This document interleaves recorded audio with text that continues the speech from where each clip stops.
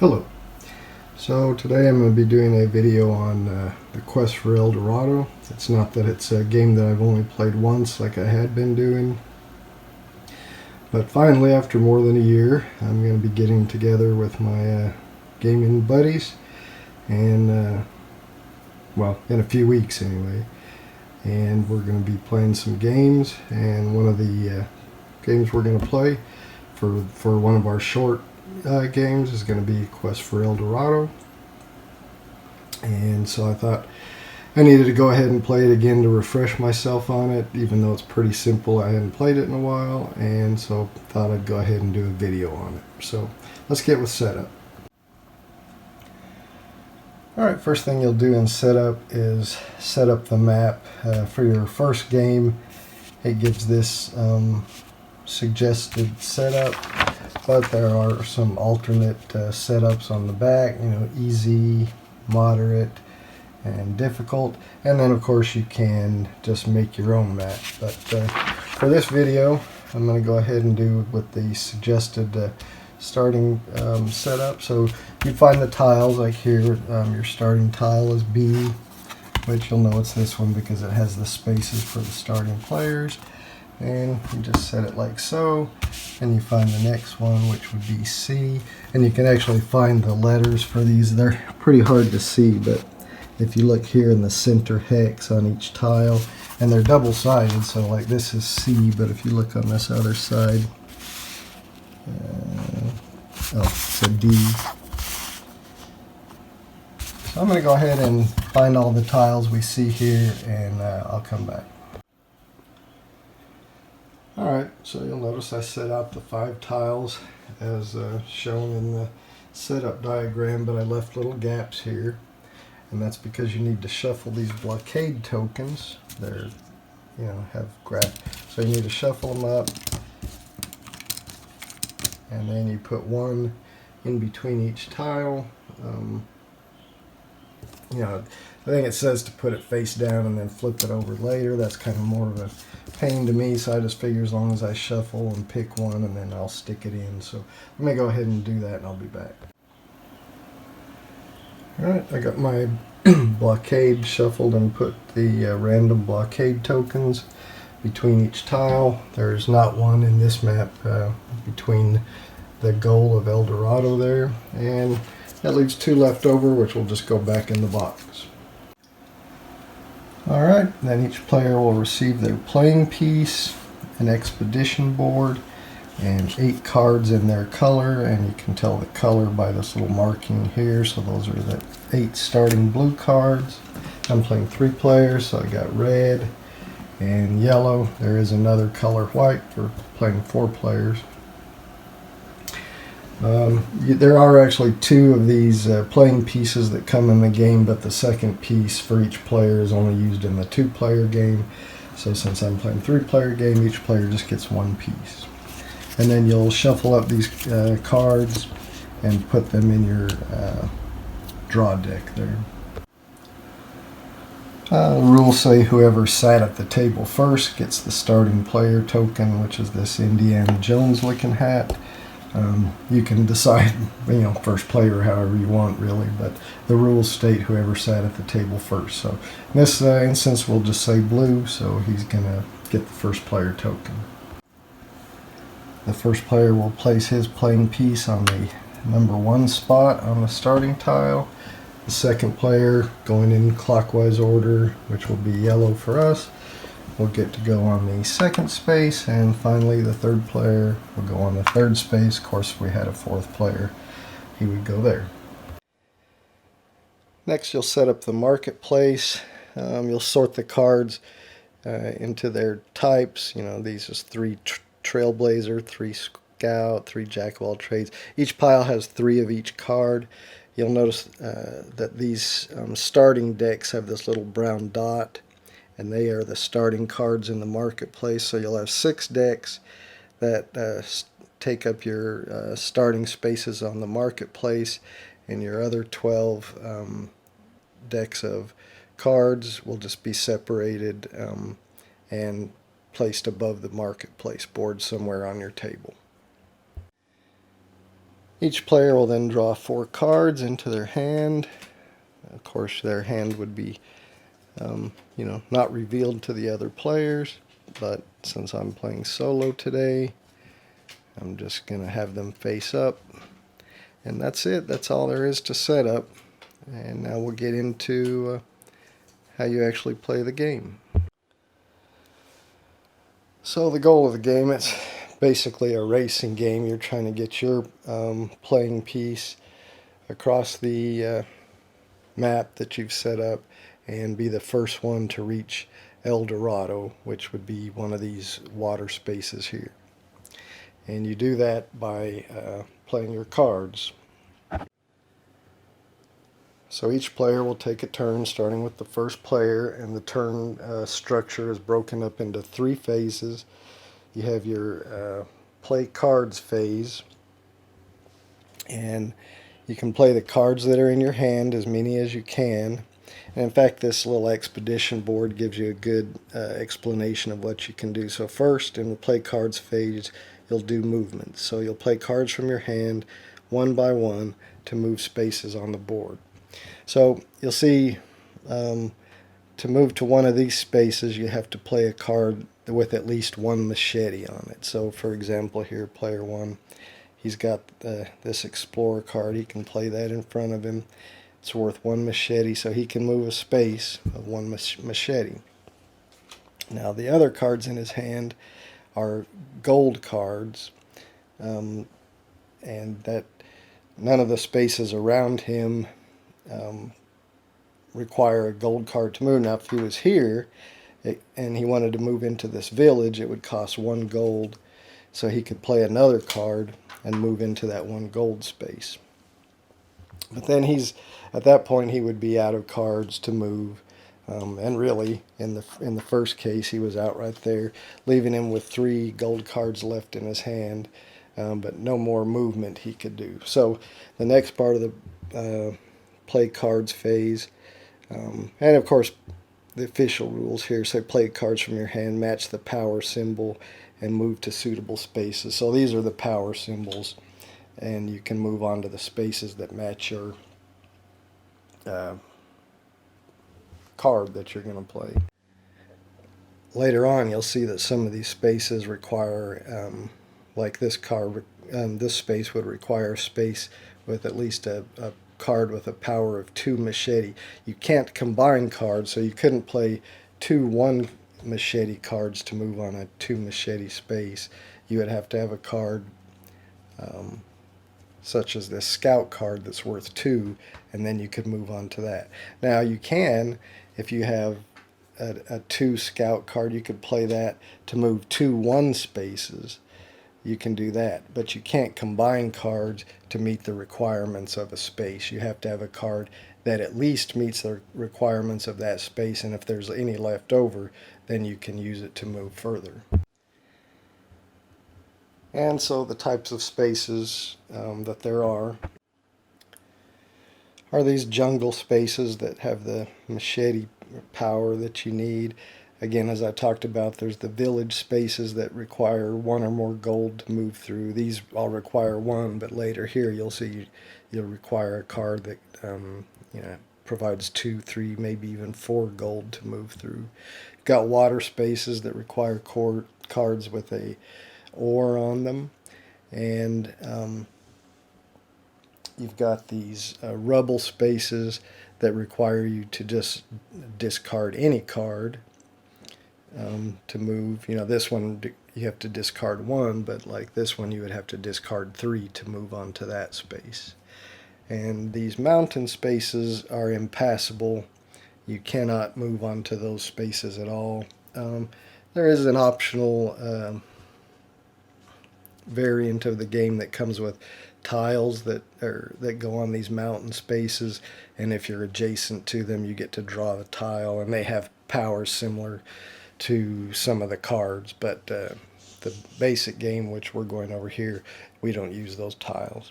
There are these base camp spaces, a few of them on this beginning map, where if you move on to one of those spaces, you play any card to move on to that space, but that card doesn't just go into your discard pile. It will actually go out of the game. So any card you play to move on to a base camp space is out of the game, not into your discard pile. And for instance, this base camp space, you would get rid of 3 cards to move on to that space, and they would leave the game. So as we were discussing earlier, once you've played all your movement cards to move on the board, any you have left, you can spend to buy 1 new card from the marketplace. Gold cards like this are worth their value in gold, so that would be 1, 2, 3 gold. Other cards in your hand, like if you had one of these in your hand, they're worth just 1/2 a gold. So if you had 2 non-gold cards, that would be worth 1 gold. But anyway, you would then have the option to spend any cards you have left in your hand on one card from the market. So the cards available in the marketplace are these that are on the marketplace board, and you can see their cost in gold here. So for instance, we saw that the blue player had 3 gold, so he would be able to buy this card, which Trailblazer, which has a power of 3 machete on it. If you buy a cheaper card, than like he had 3 gold, if he spent 2, he could get this one for this. So he would be able to buy any of these cards really, except for this one that costs 4 gold. Now these cards that are not on the marketplace board are not available to be purchased at this time. Once the 3rd card in one of these spaces is purchased, so if all 3 of these end up being purchased, over several turns by the players, because remember, you can only buy 1 card on your turn. But after several rounds, one of these spaces is going to become empty. Then when it's your turn, if you want to buy a card, you can then buy any of the cards, either any on the marketplace board or any one of the cards up here that you can afford, obviously. And then say, if we had this empty space and somebody decided to buy the compass, well, they would get that card, and then this deck of compass cards would come down here to the marketplace. And now that's all of it would be available until another space comes empty, and then the next person to purchase would pick which card they're going to buy, and then that deck would move down to the market board. Now when you do buy a card, for instance, if the blue player had said, okay, I'm going to play these 3 gold to buy this Trailblazer from the marketplace, it does not go into your draw pile or into your hand. It goes face up into your discard pile. So then once you have spent any cards you're going to purchase a card from the marketplace, you will discard all the played cards that you played for movement and for buying cards this round. They'll go into your discard pile face up. Any cards remaining in your hand you can keep, or you discard them to the discard pile, and then you draw 4 more cards into your hand. Now in the beginning of the game you only have 8 cards, so you'll be drawing all your cards for your second hand. And then so the next time, on your next turn, after you've played these cards and you need to draw again, you shuffle your discard pile, and then that will become your draw pile. So obviously, as the game goes on and you're purchasing cards, better, more powerful cards every round, you'll have more and more cards in your discard pile. And you may want to use some of these spaces like the base camp to get rid of some of the weaker cards as you buy more powerful cards, so you have a better chance of buying the more powerful card. Or I mean to say, a better chance of drawing the more powerful card into your hand when you draw cards. And I think I said you draw 4 more cards, but you only draw your hand up to 4 cards. So if you kept a card or 2 that you didn't play, you kept in your hand a card or 2, you only draw up to 4 cards. So if you kept 1, you would draw 3. So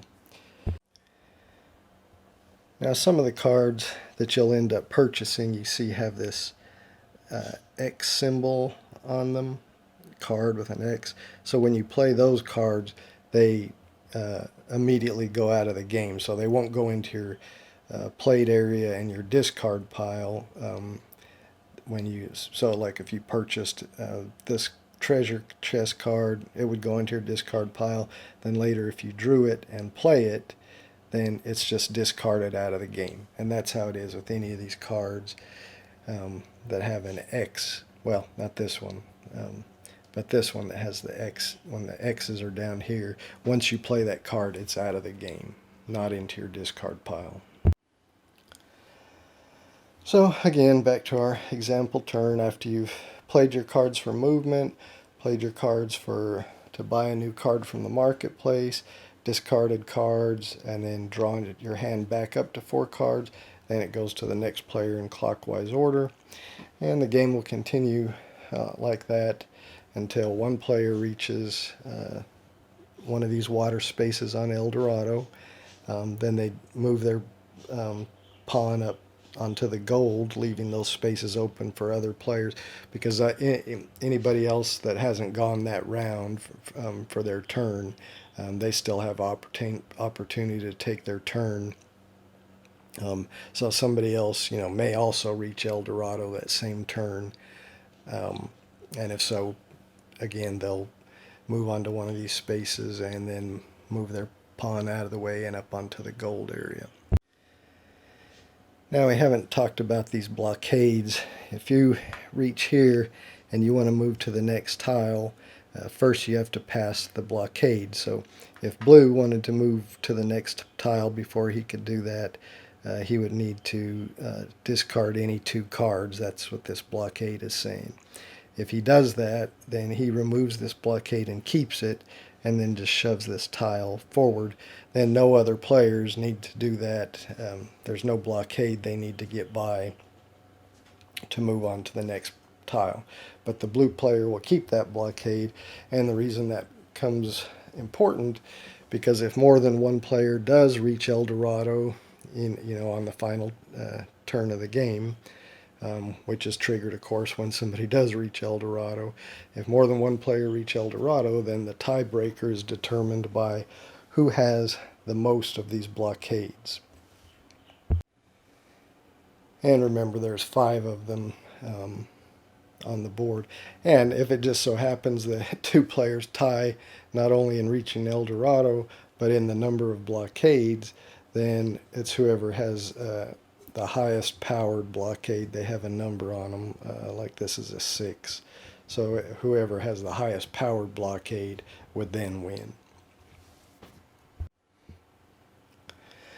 So that's it, really. It's kind of a introductory level deck building game, race game.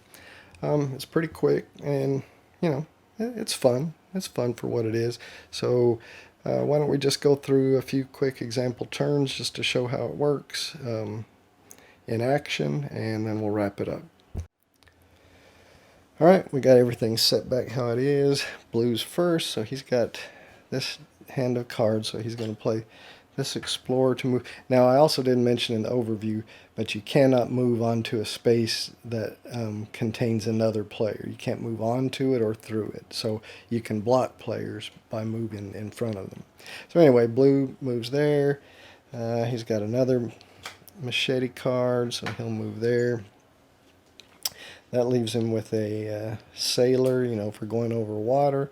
So if he wanted to, he could spend that and move there, but that doesn't really take him in a direction he wants to go. Well, maybe it could, but he thinks he's going to save that, and so I think that's all the movement he's going to do.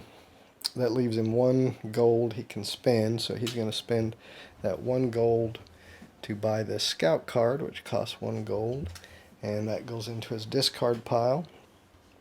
Now the cards that he played go into his discard pile. He still has 1 in his hand, so he just draws 3. Alright, and that's the end of his turn. Alright, now we come to yellow, who's second player. He's going to play these 2 1 movement cards.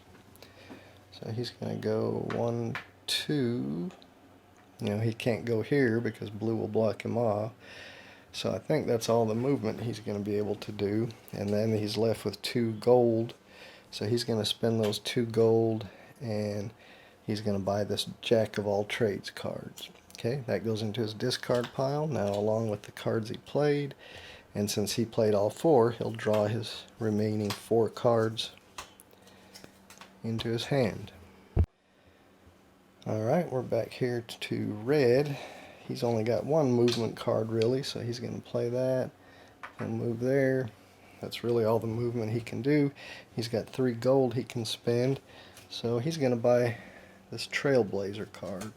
That goes into his discard pile along with the cards he played, and now he'll draw his remaining 4 cards. Alright, back here to blue. He's only got 1 movement card, it looks like. He'll move here. Again, he's got the Sailor card, but it does him no good. And then he's got 2 gold he can spend, so he'll spend those. And I think he's just going to buy this 2 gold card for 2 gold. Yeah, that goes into his discount, his discard. And then he's going to go ahead and discard this one too, so he can draw 4. Now he's only got 1, so he has to draw that. Now he'll shuffle this deck and draw 3 more. So let me come back. Alright, I shuffled up the draw deck, so he's got to draw 3 more. Oh, that's a pretty good hand. Alright, so he's done. On to yellow. Alright, yellow is going to play his Explorer card to move here, and he can play these 2 gold, one to move here and one to move here, to move through these villages. I guess he's bribing the natives with gold so he can move through their village or trade with them or whatever. That leaves him with a Sailor card, which does him no good at this point. He thinks he may need it coming up, so he's gonna keep that just in case. And that's it. He didn't have any gold to buy a card, so he won't be buying a card this round. He discards those. His draw deck is empty, so now he'll shuffle these up, and he kept 1, so he'll need to draw 3 more. Alright, so 1, 2, 3, and that brings us back to red. He's going to spend his water, his Sailor, to move on to this water space. I knocked blue. He's going to spend this gold to move on to this gold space, this village. He's going to spend this Explorer to move on to this space, and he'll spend his last Explorer to move on to this space. That's all the cards he has in his hand. So he's going to discard those. Now he's got to shuffle this and draw 4. Alright, he shuffled up and drew 4. And we'll just go till we pass this first blockade. As you can see, it kind of gets a little more difficult to move as you move along. You get to where you need more to go through the villages, more higher power cards to move through the water and the jungle. Up here, you even need, 3 power card or more to get through. But let's go ahead and get through this first blockade. So we're back to blue's turn. He's going to spend 1 to move there, 1 to move there, 1 to move there, and now he's at the blockade, and it costs 2 cards to get past that blockade. Well, he's only got 1 card, so that's not going to do him any good. But he will spend that 1 gold, and he can buy another scout that costs 1 gold for 2 power. That goes into his discard pile along with these cards, and then he'll draw 4 back into his hand, and onto yellow. Alright, yellow's going to play this Explorer and move here. And now to move any further, yellow needs to discard 2 cards to pick up that barrier. So he's going to do that. He's going to play his Sailor and his Traveler, so any 2 cards. So now he collects this blockade, puts it in his play area. Go ahead and move this piece together. Now he can still continue his movement, but he's only got, you know, this traveler card worth 1 gold, and that's not going to get him anywhere. So he can spend this 1 gold, and he'll do that, and he'll buy this scout, put it there, discard those cards, and draw 4 more into his hand. Now we have an open space on the marketplace board. So the next player that wants to buy a card, they're not limited to just what's on this marketplace. They can buy anything on the marketplace board or anything up here that they can afford, obviously. And then whichever one they buy, then that deck, the remaining items of that deck will move down to this, and then again limiting the players to what's on the marketplace board until another one becomes empty. So we'll finish Red's turn and then wrap it up. So Red actually has this 3 Trailblazer, so we'll see an example. He's going to move 1, 2. Now he has 1 left over because he's it was worth 3, but there's not another jungle space for him to move through, so he's going to have to stop at that point. Now, you know, this next space he can just discard any card, so he's going to discard this Explorer card and move there. Now this village space requires 1, so he can decide, should I keep moving or stop and spend some money on a new card. Just to show how the marketplace is going to work now, we'll say he's going to buy a new card. So he's going to spend these 2 on buying a new card instead of moving. He could have spent it to move again and again, but instead he's going to buy a card. So let's just say this captain costs 2. So he buys that captain, and now the rest of these cards in this pile come down here, and now this is limited to these cards now. So I think that gives you a good idea how the game plays, how the marketplace works, and anyway, like I said earlier, I think it's a fun, quick game. It's a good family game. I bought this to play with my family. As I mentioned quite a few times before, they don't love playing board games, but they kind of enjoy when we play this one.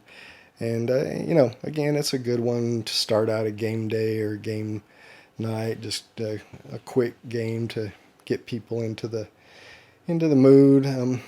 So this is what we're gonna open our first game day with on my upcoming gaming kind of weekend. We're gonna play a day and a half.